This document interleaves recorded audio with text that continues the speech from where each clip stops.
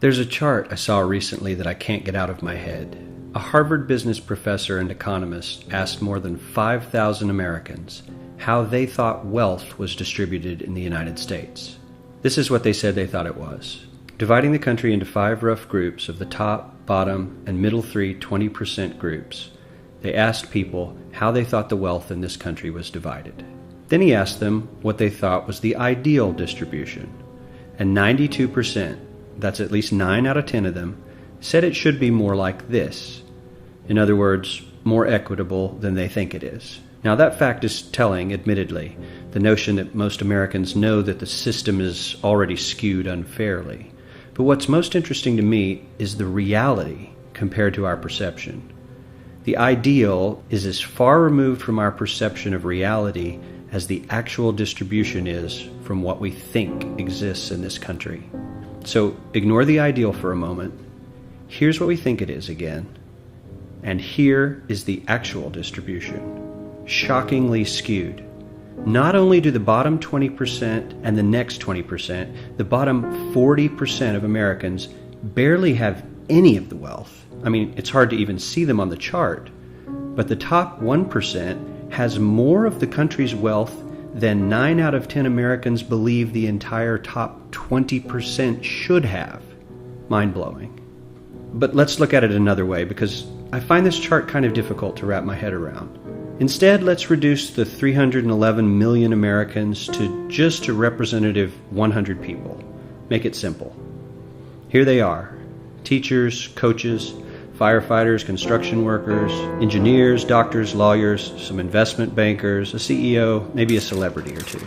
Now let's line them up according to their wealth. Poorest people on the left, wealthiest on the right, just a steady row of folks based on their net worth. We'll color code them like we did before based on which 20% quintile they fall into. Now let's reduce the total wealth of the United States, which was roughly $54 trillion in 2009, to this symbolic pile of cash.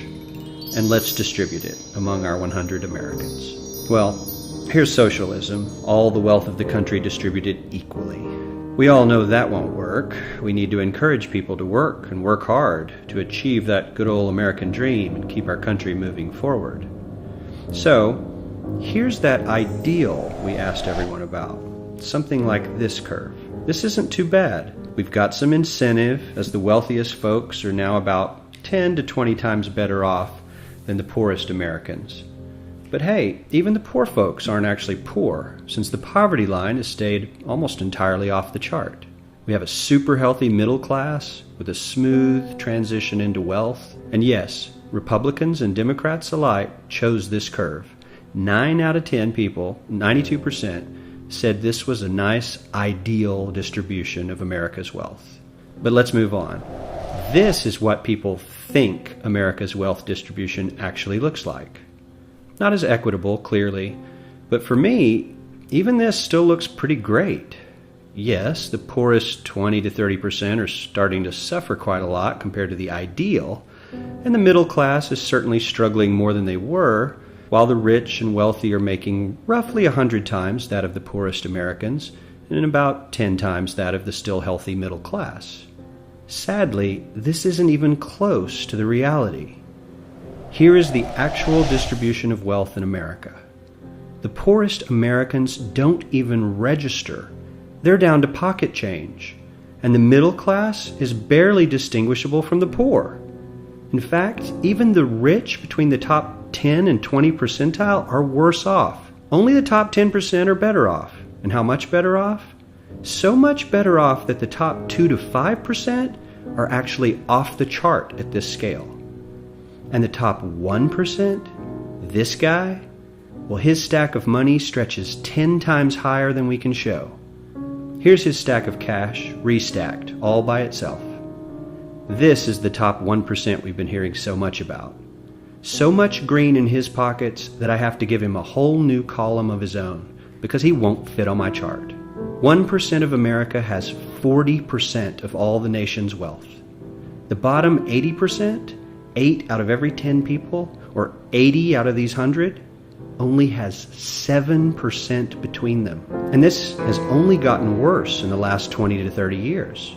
While the richest 1% take home almost a quarter of the national income today, in 1976 they took home only 9%, meaning their share of income has nearly tripled in the last 30 years. The top 1% own half the country's stocks, bonds, and mutual funds.